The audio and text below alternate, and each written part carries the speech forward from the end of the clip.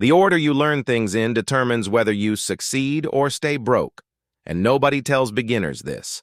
And by the end of this video, you'll have the exact sequence, step by step, with a clear finish line for every stage so you always know where you stand and exactly what to do next. This is the financial order of operations. Here's something that almost nobody talks about. You can be doing everything: saving, paying debt, building an emergency fund, and still make zero progress. Not because you're lazy, not because you're broke, because the order matters more than the effort. Think of it like building a house. You don't install the roof before the foundation. Financial stability has a sequence, and skipping steps doesn't speed you up, it sets you back. So here's the framework we're walking through today. 4 stages. Each one has a defined done condition, a clear line you cross before moving to the next. Stage 1, the basic buffer. Stage 2, high-interest debt. Stage 3, the full emergency fund. Stage 4, longer-term savings goals. Let's go. Stage 1, the basic buffer. Done condition, $1,000 in a dedicated savings account. If you have less than $1,000 saved right now, this is your only job. Not investing, not aggressively paying down debt. $1,000. Why? Because without a small cash cushion, every financial surprise, a flat tire, a doctor's visit, a broken phone, goes directly onto a credit card or wipes out your checking account. And that keeps you in a loop where you're always reacting, never building. $1,000 is not an emergency fund. We'll get to that. This is a basic buffer, just enough to absorb life's small punches without going backwards. Here's how you get there fast. Look at your last 30 days of spending and find one thing to cut or reduce temporarily. Just one. Put that money in a separate account. Label it buffer so you don't confuse it with spending money. Set up an automatic transfer, even if it's $20 a week. 73 weeks to 1,000? No. $20 a week gets you there in 50 weeks. $30 a week, 33 weeks. But most people find something bigger when they actually look. The moment you hit $1,000, stop adding to this account. You're done with stage 1. Now move. And if you're watching this thinking, I want a full breakdown of budgeting to find that extra cash, that's exactly what the Daily Drop is built for. Subscribe right now because we drop a practical money win every single day. Stage 2, high interest debt. Done condition. Every debt with an interest rate above 7% is paid off. This is where most people get it backwards. They try to save aggressively while carrying credit card debt at 19, 22, even 29% interest. Here's the math that changes everything. Paying off a credit card at 20% interest is the same as earning a guaranteed 20% return on that money.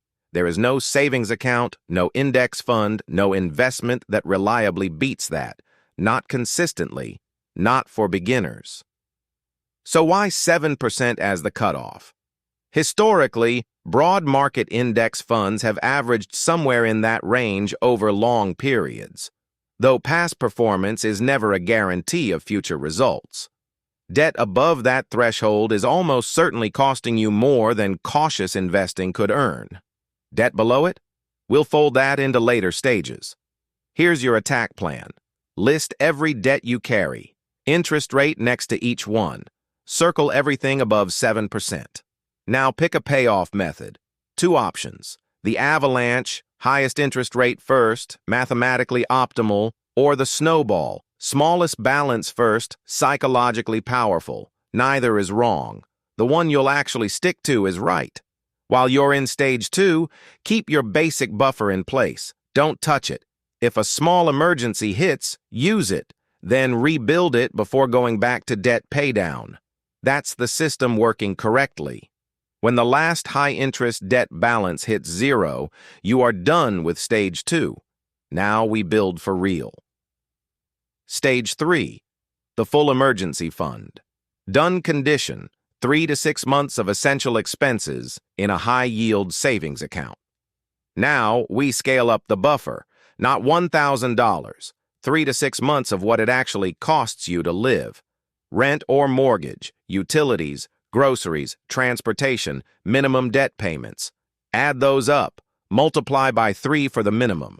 Multiply by 6 if your income is variable, you're self-employed, or your job has any instability. That's your target number. Where does this money live? A high-yield savings account, not your checking account, not a brokerage. Somewhere that earns some interest, is FDIC insured, and takes 2 or 3 days to access. That friction is a feature, not a bug. You want a small barrier so you don't dip into it casually. Here's what the emergency fund actually does that most people underestimate. It changes your decisions. When you have 3 months of runway, you don't take a bad job out of desperation. You don't let a landlord walk over you because you can't afford to move. You negotiate differently. You breathe differently. Financial stability isn't just math. It's leverage. Now, the most common mistake at this stage, people stall here. They hit 2 months saved and then slow down because the urgency fades. Set a target number before you start. Write it down. Automate the transfer. Treat it like a bill until it's funded. When you hit that number, 3 months minimum, 6 months if that's your target, done. Stage 3 is closed. You just crossed a line most people never cross. But here's where it gets interesting, because everything up to this point has been defense. Stage 4 is where you finally go on offense. Stage 4, longer-term savings goals. Done condition. This one is ongoing because this is where you build toward what actually matters to you. You've got a buffer. You've eliminated high-cost debt. You've got a funded emergency cushion. Now you direct money toward goals with longer timelines, retirement savings through your employer plan or an IRA if you have access to one, a down payment on a home, education, whatever your actual target is.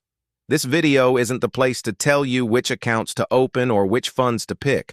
That depends on your situation, your country, your tax circumstances.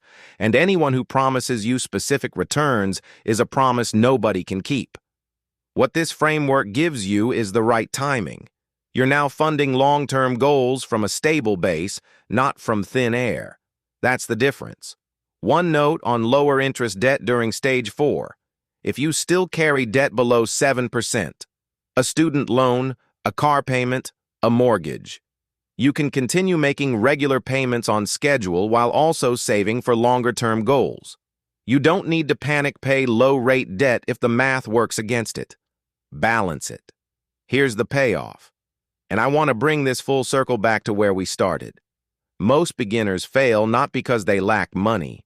They fail because they're trying to do everything at once, or they're doing the right things in the wrong order. The buffer protects you from going backwards. The debt paydown stops the bleeding. The emergency fund gives you leverage. The longer-term savings build the future. Each stage has a finish line. You know where you stand. You know what to do next. That's the system. You've got the sequence. But here's the next thing you'll want to watch. Once you're managing real money, one question that trips people up constantly is how credit cards actually work versus a debit card, and getting it wrong costs you. The video is called The Difference Between a Debit Card and a Credit Card. It's on the channel. Watch it next. And if this gave you clarity today, subscribe to the Daily Drop. Practical money education every single day, no fluff.